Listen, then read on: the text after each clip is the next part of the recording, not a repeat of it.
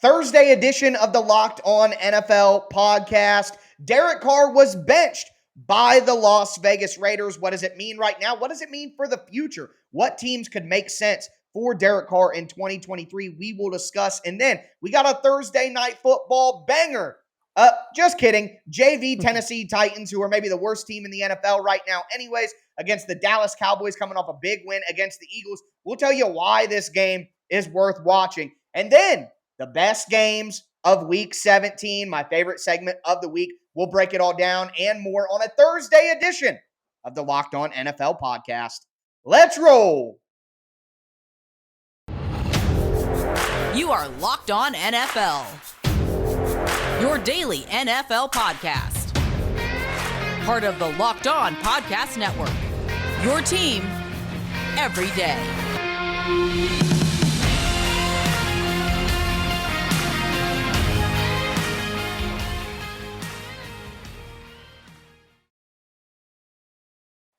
Football fans, always excited to kick off the NFL week with you guys. It is a Thursday edition of the Locked On NFL podcast and is presented by Prize Picks.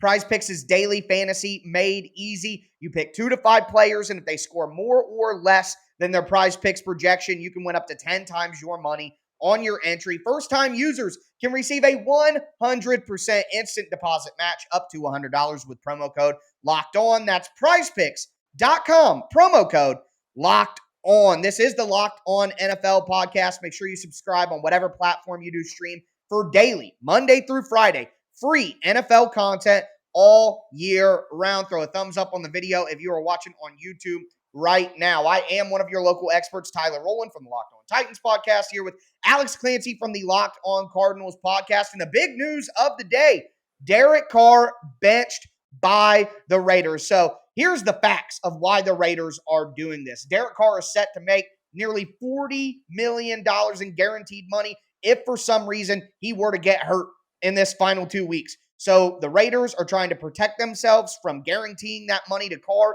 in the future. And it probably greases the skids for them getting rid of Derek Carr in the offseason. They can save $30 million if they cut or trade Derek Carr. In lieu of Carr, Jarrett Stidham, who has a New England connection to head coach Josh McDaniels, he is going to be a starter. And Alex, we're going to talk about this, instance of getting benched and then who could be interested in Carr in the future. But what was your initial reaction to this news? Poor Devontae Adams. That's kind of like the writing wasn't necessarily on the wall. I'm surprised that they're sitting him. I am surprised that they're sitting him. But because it's just like, it doesn't really matter in the landscape of the future. They've been waiting for this day. Mark Davis has been waiting for this day for a long time, it seems. I know that he's championed Derek Carr when John Gruden came in and they were saying, well, he's not necessarily the guy, and then he really became the guy. They kind of overcompensated for that. Derek Carr is a perfect quarterback for a different organization. There's so many teams, in my opinion, that would yearn to upgrade to Derek Carr. Now, he's not perfect. You're right. He doesn't have the incredible arm strength down the field. He can huck it, but that's not like a calling card of his. Their defense has been bad the majority of the time he's been there. And the offensive line has been injured. It's been kind of a carousel of different guys. They've overpaid and then let go, and then overpaid and then let go. Losing Rodney Hudson was a big deal for them, and there was, it dissolved. You can check out your boy Q for all your Raiders news, Locked On Raiders. Yep. But there are and I know that we're going to I'll just transition into this. Well, before you do, I'm not going to lie to you. I have a little bit of heat here. I do. Okay. This is absurd, is what it is from the Raiders. Josh McDaniels, yes. And the fact that they're going to get rid of him at the end of the year. Josh McDaniels is the issue. Josh McDaniels is the problem. Rich Bisaccia took this roster to a playoff appearance last year. The Raiders have had a historic amount of blown leads. They freaking blew 3 17-point leads in the second half early in the year. There is talent on this team. Darren Waller, some of the pieces on the O-line. Obviously, Devontae Adams. On defense, they have some nice pieces with Max Crosby and Chandler Jones. listen, I think the roster itself has enough talent to be a playoff team. It's Josh McDaniels that has screwed the pooch here. And listen, Derek Carr is a tier 3 quarterback. He's Kirk Cousins, he's Andy Dalton, he's Tua, he's Ryan Tannehill. He's in that tier with those guys where you need a great roster around him to be able to be good. He's not Joe Burrow level where he can carry that offensive line for the Bengals last year to a Super Bowl. We all acknowledge that. But you know the quarterback that the Raiders need the most? It's Derek Carr. Derek Carr. So what are you going to do? Go to Jarrett Stidham? And then what are you going to do in the offseason? You're not in a position to get one of the quarterbacks. And with the way that this roster is built right now, you don't need a rookie quarterback to go through all of the growing pains of being a rookie.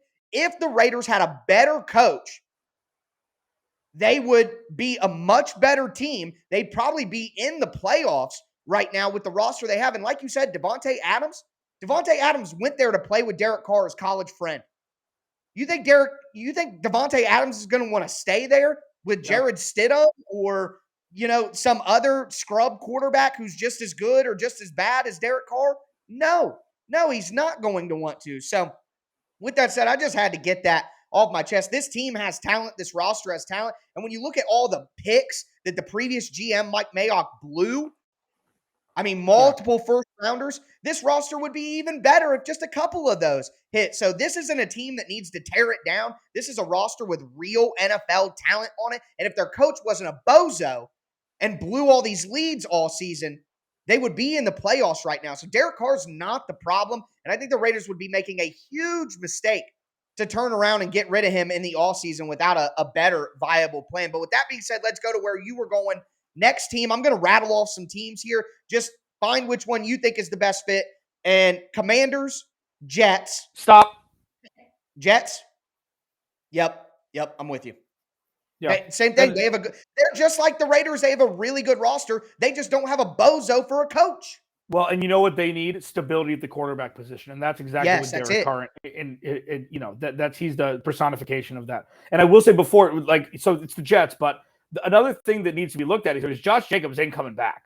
So his great year this year, that's it. Yeah. All he was doing was auditioning for another organization. He's going to get a lot of cheese, and that's the one Mike Mayock pick that actually worked out. Imagine taking Cleveland Farrell at, what was it, 3 or 4 overall? Four. And Dexter Lawrence went what? Damon Arnett. Yeah. Henry Ruggs. Yep. Alex Leatherwood. Jonathan Abrams. Yeah. Jonathan Abrams. Yeah. This roster is what it is without all of those picks. Imagine if they just hit a couple. This roster's not the problem. The coaching is the problem for me. I just want to throw one more team in there. I like the Jets. I agree with you. The Saints.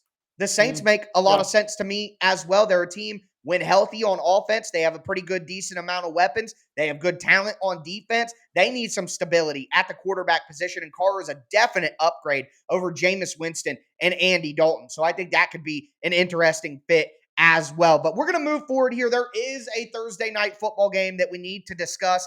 The JV Tennessee Titans, who are sitting out nearly 13 starters in this game, going up against a Cowboys team that is running hot right now. So we'll discuss that game. Before we do, want to let you know that today's show is sponsored by Audible. Audible has an amazing set of new football podcasts that we are sure you're going to love. You'll be able to find an episode of one of those podcasts, The League, available as a bonus episode on the Locked On NFL podcast feed. The League is narrated by Super Bowl champion and legendary smack talker Richard Sherman and rising star Taylor Rooks. It's an 8-part docuseries about the most bizarre, inspirational, and unlikely stories connected to America's favorite sport, pro football. Head over to the Locked On NFL podcast feed for a bonus episode of The League, or catch the full series wherever you get podcasts. Available now. Audible, get in the game.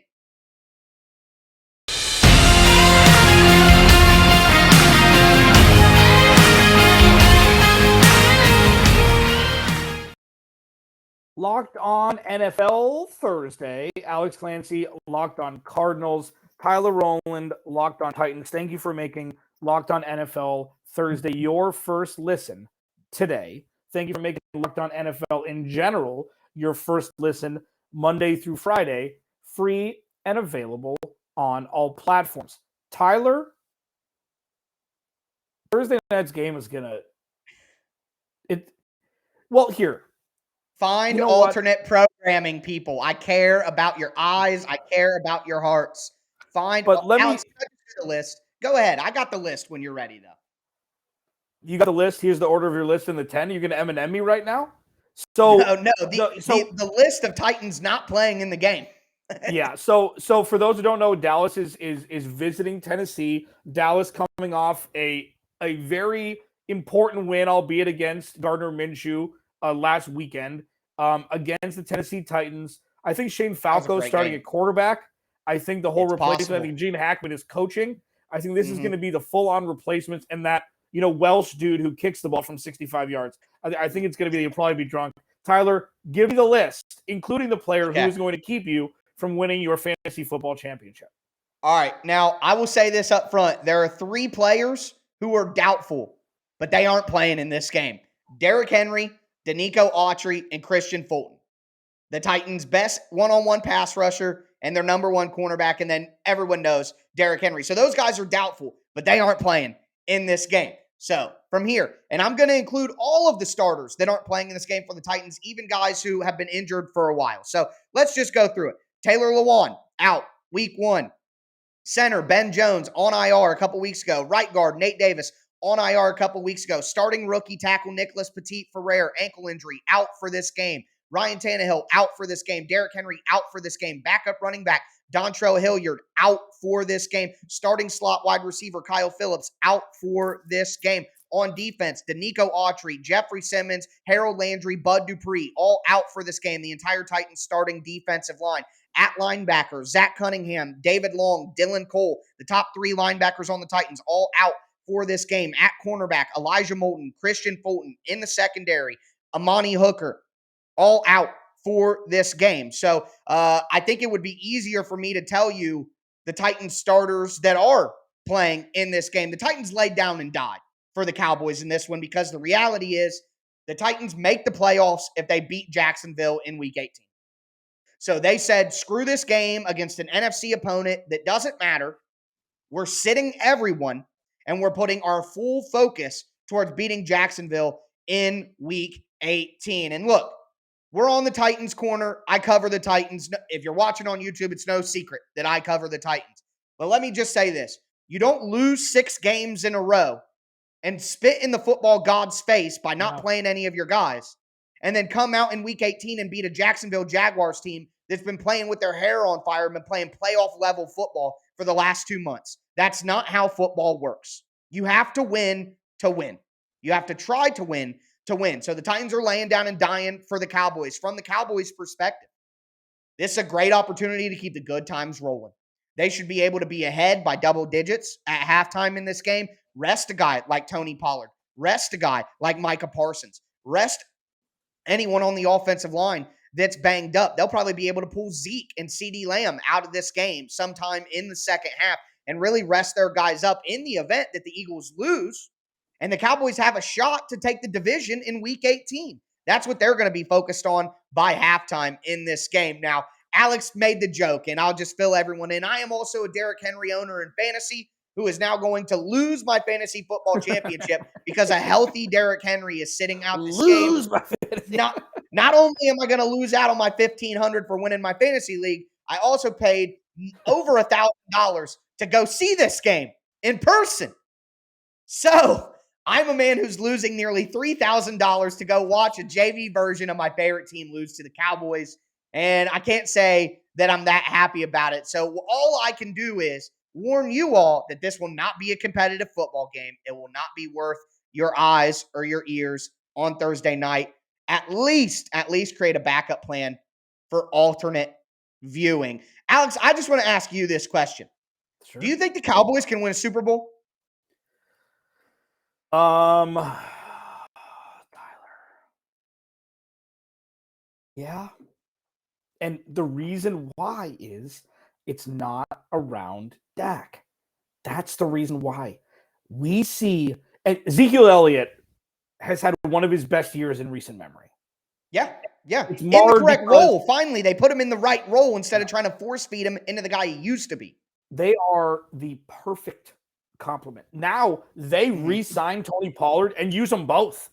Like this is the goal for the future. You draft offensive linemen, you draft defensive players, and you run the football. And I think so because, Tyler, one of the biggest things that I say, number one, is I'm a Jared Goff truther. Okay. Yes. I've said that way before any of this craziness has happened with Detroit, even though they lost badly this past weekend. Number two, teams whose style of football can translate into any weather can win Super Bowls. And it's going to go through Philly. In Philly, it's not warm now. Okay? So Dallas, say somehow Dallas, I don't know what the seating is going to be like, but say Dallas gets through and they have to go play Philly for the NFC Championship game. You tell me that that's not going to be a pick'em. Like, I just like, oh, yes, I do think that. And they're different Cowboys now. They're not being shoved down our throats when they're 9-8 at the end of the season. They deserve the primetime games now. They've earned it.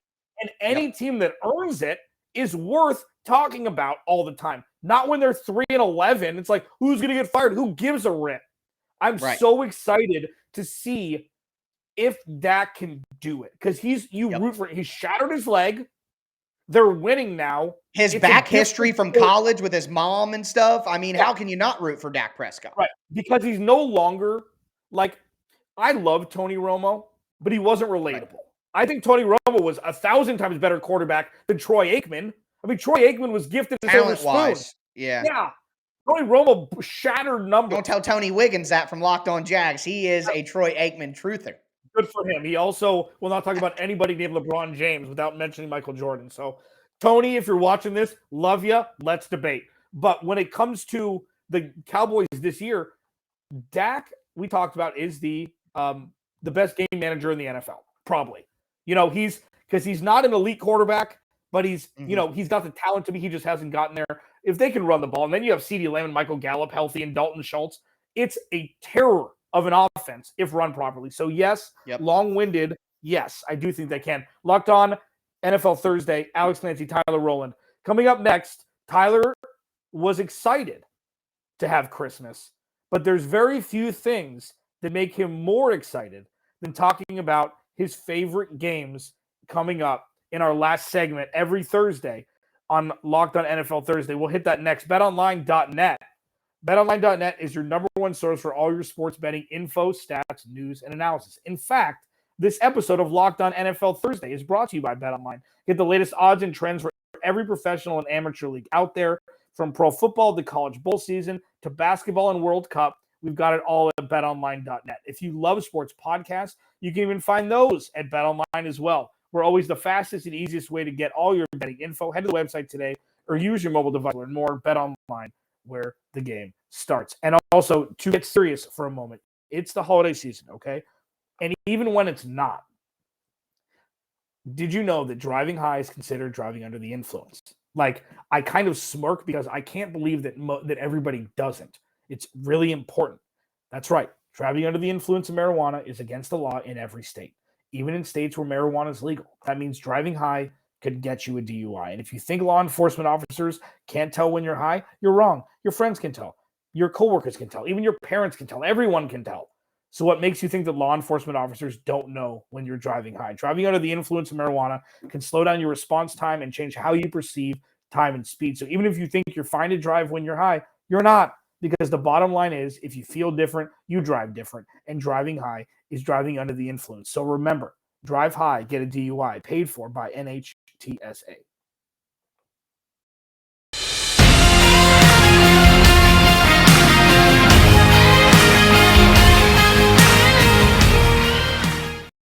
Locked On NFL Thursday. We are going to cap off today's show with, as Alex said, my favorite segment of the week, going through the best games of the week of the NFL slate that is ahead of us. Before we get into that, I do want to thank you guys for making the Locked On NFL podcast your first listen every day. Now, make Locked On Sports Today your second listen. Peter Bukowski brings you the biggest stories from around the sports world in under 20 minutes, or 20 minutes generally. Get the analysis and opinions before anyone else with our local and national experts and insider. If you want to be the smartest sports guy at the water cooler. You need to check out the Locked On Sports Today podcast, available on YouTube or wherever you get your podcast. And Alex, right out of the gate, I got to say, like you, steal a term from you, this is a muck box of games. There really aren't a lot of good games. I love that. I like that a lot. I mean, when other people say there are some interesting games that are, between I'm interested in like Browns Commanders and Jags Texans. You know what I mean? But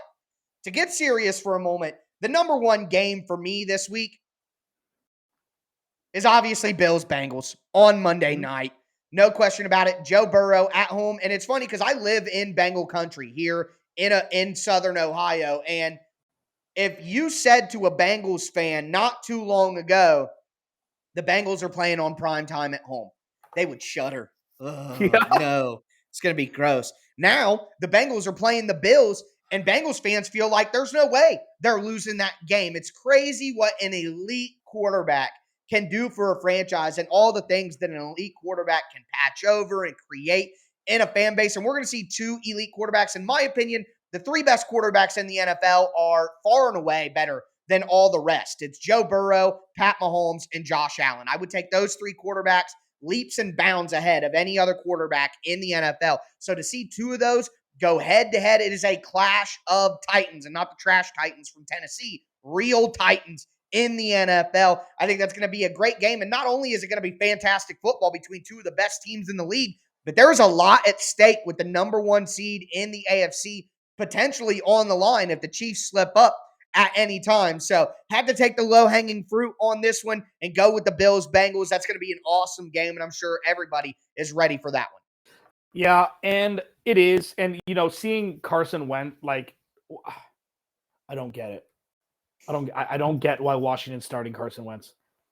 Pride, trying to show that the trade wasn't a complete failure. Or they're secretly tanking and don't want to announce it, Yeah, because Wentz may have more natural talent than Taylor Heineke, but there's no way if I had a game for my life tomorrow that I would play Carson Wentz over Taylor Heineke. Yeah, there's just no way. I agree. And then there are two that I'm looking at. One sexy, one isn't, but one that has much more impactful 2022 repercussions is Carolina and Tampa Bay. Tampa Bay still hasn't locked up that division, and we're in week 17. That's a great pick, Alex. That's a great find. Yeah, that game matters. Because, the thing is, Steve Wilkes, coming from 2018 with the Colts 3-13, and then kind of jumping around, got fired after 1 year, I believe, with Cleveland as the DC, and then is back home where he was.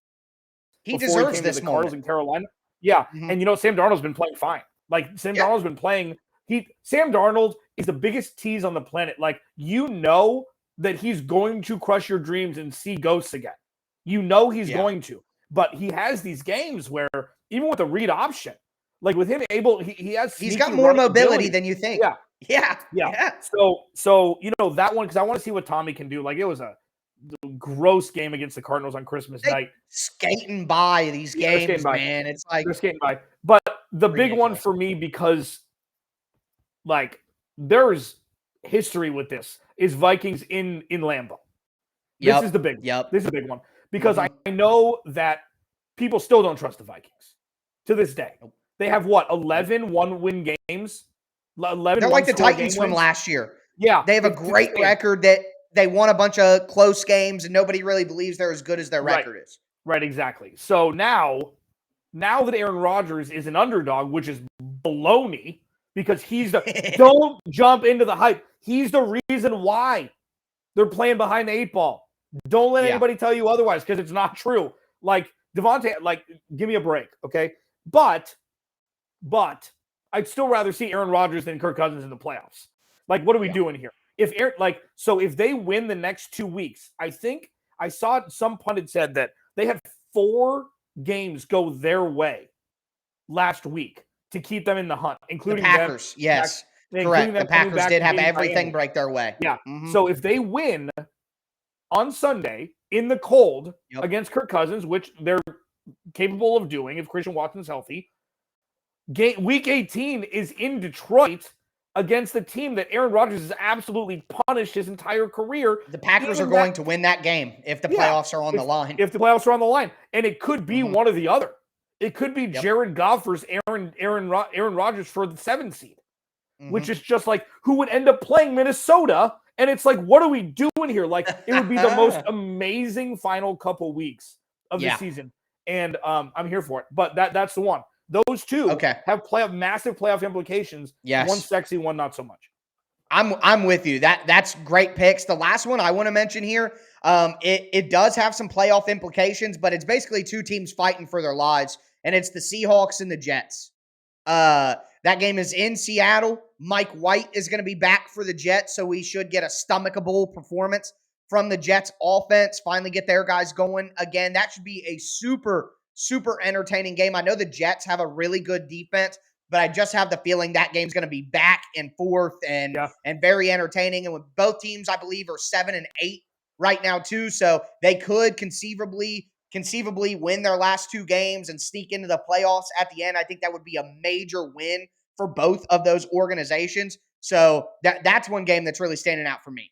Now, let me ask you. So jumping back to our first segment, if you're just jumping in now, go back and listen to the first segment. It's all about Derek Carr. If they win out with Mike White, would you rather have Derek Carr or Mike White? Much cheaper option with Mike White, and he's shown that he can huck the hell out of that ball. Yeah. I think for me, I think the right path, I know that it's kind of riding the fence, it's a nut splinter, as I like to call it. But to me, you do both. Mike White is an undrafted free agent, right? Or at least a super late round draft pick. The point is he's not going to be expensive next year. Mike White is going to be playing for less than $1 million. So Derek Carr, if Derek Carr is cut, he's down to zero. He's not going to be Derek Carr's not going to get top of the line quarterback money anymore. He's fallen down into the Andy Dalton range of taking 1 year mid-range deals and trying to be that guy. I think we're going to see that with Ryan Tannehill and Derek Carr. They're both going to phase into that portion of their career. So why not give Derek Carr 1 year, $20 million, keep Mike White, and just see who's better? The Jets have too good of a roster to not give themselves options. You can't saddle yourself and go into the season with only Mike White and like Joe Flacco or Andy Dalton as some overrated backup. You can't do that to that roster of players, because while the Mike White story is good, it's still Mike White. And I think it would be a disservice to the other players on the team and the fan base for them to put all their eggs in the Mike White basket. A 1 year deal for Derek Carr that isn't punitive long-term, and Mike White, and have them battle it out in training camp. I think that's the right move to go with for the Jets. It's a super expensive way to find out who's better. It could be more expensive. Well, that $20 million is pretty cheap for a quarterback now. Yeah, but you want stability in that organization, and having two quarterbacks means you have none. That's one of my favorite things that Joy Taylor says. True. Joy Taylor says, but can you get stability with where the Jets are right now? Is keeping Mike White and just rolling with him and taking the chance there, is that stability more stability? I'll tell you what, Mike White is the Spaniard from Gladiator. He's won the crowd. They all want him. The players love him. And it's not even about him not being Zach Wilson. That's just an ancillary piece. That's tangential. They love him. So that goes a long way. Robert Saleh, he said without a doubt, you're healthy. He's playing. So if you have a guy, I don't think that bringing somebody in just because he's a veteran, just because he can do it. Andy Dalton, Derek Carr isn't Andy Dalton yet. He's still got a couple years. I think he's far behind. I think he could still play meaningful snaps. He's going to get another contract.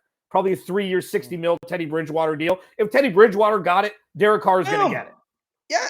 Yeah, but that's exactly the kind of range that I would expect him to be in. I think that's pretty palatable for a lot of teams. Either way, that's going to be one of the best offseason stories to watch. But listen, I know it's time to go. Alex said tertiary or ancillary. It's tangential.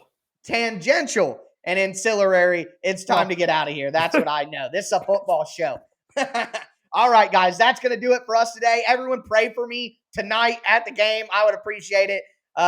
Your boy Q and Chris Carter will be back with you on Friday to break down the rest of the slate. Thanks for tuning in. Stay safe out there. Enjoy your weekend, folks.